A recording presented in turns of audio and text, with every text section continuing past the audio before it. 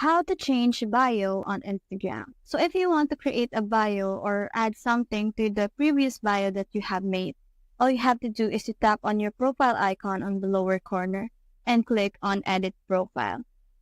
Now, once you tap on that, you will be able to see various information of yours on Instagram. All of these are displayed on your profile feed.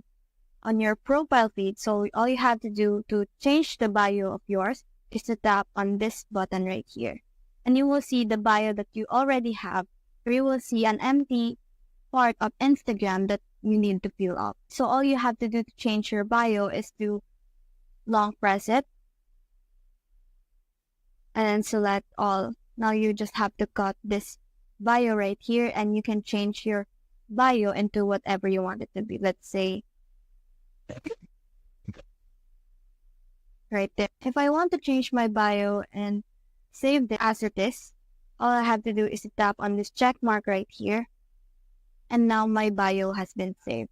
I can also add links to my bio or add special characters to my bio. Now, once that's done, all I have to do is to go back to my profile. So that's how to change bio on Instagram. Hope we helped.